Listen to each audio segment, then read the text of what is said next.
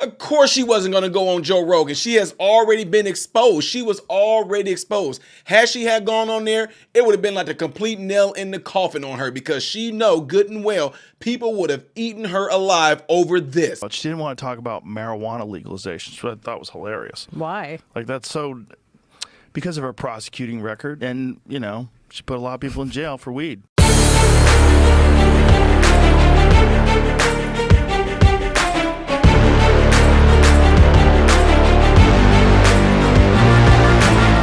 What is going on, good people? Welcome to the channel. I am Ty Smith. You're watching my channel, Modern Renaissance Man. Make sure you guys that if you're following me on YouTube, you're following me on all the platforms you see above and below. Hitting that like button right there is how my content can consistently be recommended to you. And if and when you subscribe to the channel, make sure that you hit that bell notification right there. That way my content can be notified to you when I do post a video. So hopefully you guys have been getting them today. I really do hope you have. Ladies and gentlemen, of course, I don't care. I don't care. Some of y'all, dude, why are you still talking about Kamala? She lost. We get it. No. No. I'm not letting y'all let this go. I'm not letting it go. I want to drill it in your head. I want to completely compress it so hard on you. I do not care how y'all feel. I do not care what you think. Y'all were all so, oh, we about to blah, blah, blah. Now that we whooped your butt, this is what winners do a lot of times. I'm going to sit there and throw it in your face. Oh my God, I love it. The sweet taste of victory. So Kamala Harris, who had gotten completely destroyed by America based off how we vote. Joe Rogan, the biggest podcast in the freaking world. She had the opportunity to go on there, but she would not go. And Joe Rogan opened up and exposed why she didn't want to come on there, because they knew that what you guys are about to see would have completely obliterated her. And I had already hit on it in previous videos anyway. They knew it would have killed her. Check this out. Gentlemen, one other thing. There was a question about why she wouldn't do the Rogan interview. And a lot of things went back and forth. And apparently Rogan wanted her in Texas, and they said, let's do it for an hour. Well, he finally answered it. Let's go ahead and play the clip from his explanation. They had, I don't know how many conversations with my folks. Right. But multiple conversations, giving different dates, different times, different this, different that. And we knew that she was going to be in Texas. So I said, open invitation. I think they had requirements on things that she didn't want to talk about. She didn't want to talk about marijuana legalization, so I thought was hilarious. Why? Like, that's so, because of her prosecuting record. And, you know, she put a lot of people in jail for weed. You had that, and you had this from one of the spokesmen. There was a backlash with some of our progressive staff that didn't want her to be on it, and how there would be backlash. I guess there's truth in there somewhere, gentlemen. Matt, go ahead. Yeah, no, I mean, it's malpractice, right? You're worried about your staff's feelings and not, you know, getting in front of tens of millions of voters, more than watch the evening news even. And look, Rogan is a symptom of a larger cause, right? I don't think doing Rogan would suddenly win her the election, but it spoke to a mindset of playing it safe, of keeping her from a lot of interviews for most of the campaign, of not taking risks, of not saying, hey, let's figure out 3 things where we can separate ourselves from the historically unpopular president in our party, of, hey, let's cater to this interest identity group and that interest identity group instead of trying to win voters and build the broadest tent possible. Look, Rogan in itself didn't lose the election, but it was a mindset that informed all of that did.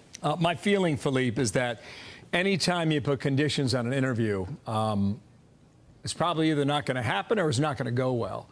And I think this other comment about progressive staff members being concerned about it, that there might be some truth in that, about the infighting within the campaign. Well, Bill, you just teed up a softball right down the middle. I mean, President Trump gave preconditions to the interview with National Association of Black Journalists. He didn't want to be fact-checked, and he did the same thing in terms of trying to work the refs, which he's very good at, on the debates. But I'll say this, look, I think the most important thing about this is that Rogan said that she said okay. So, look, I don't have any inside information here. I would say that the idea that she didn't go into, I won't say the lion's den, but the fox's den is a little crazy, because she sat with your colleague Bret Baier, which is more than President Trump did the other way around. And I think I don't know whether or not the left or the progressives did or didn't. I am certainly not going to defend anyone on the inside who might have said that's to something. The one thing I will say is that I am sure there was discomfort with some of the people that he has had on his show, including Alex Jones, in terms of not pushing back hard enough. Yeah. So, I don't think it's that simple. I would just offer, I think, in the end of it, a little difference because of what we saw in the electoral vote. So, Philippe, thank you. Matt, thanks. Gentlemen, we'll talk again soon. Yep. You heard that? We all knew that. We saw it on the Breakfast Club when they asked her if she ever smoked weed. Yeah. And I inhale. She did all that laughing when we all end up knowing that she, in an astronomical number with her record, put a ton of Negroes in jail over marijuana. And not only that, she tried to extend their sentences. That's what she did. And she did it to the extent to where she was extending sentences and getting free labor out of these people. There are so many black people, that this fake, y'all, she did a racist thing and y'all didn't even care.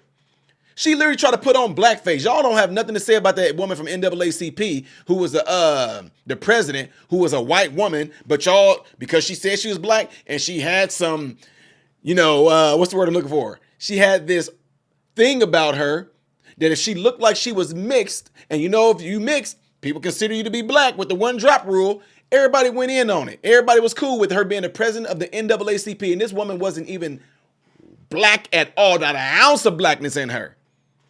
And now Kamala Harris tried to do the same exact thing. So what am I saying all this for?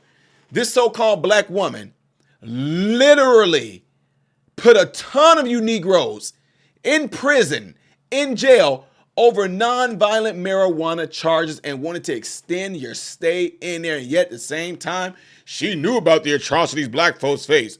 She was raised in the middle class. Her mama raised her to be a black woman and was going to raise her and her sister to be black little girls because of the black experience. And they knew blah, blah, blah, blah, blah, blah.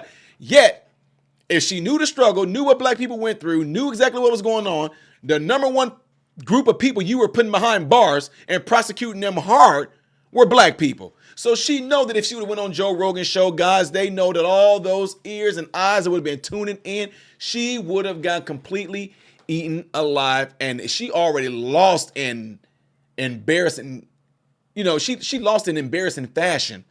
But this right here, I think they would have just turned California red with all that. My God. Anyway, just wanted to update you guys on this. Happily doing it. To you crazy folks out there with Trump deranged syndrome, don't worry. I got videos coming up on you guys as well, too, because I'm not letting up on this. I want the world to see how crazy you guys have become. I want the world to see that when Trump said he was going to drain the swamp, I want the world to see that now that swamp water's down, all you little crazy creatures in there. Literally, that's what it is, ladies and gentlemen. Y'all ever see stuff like that?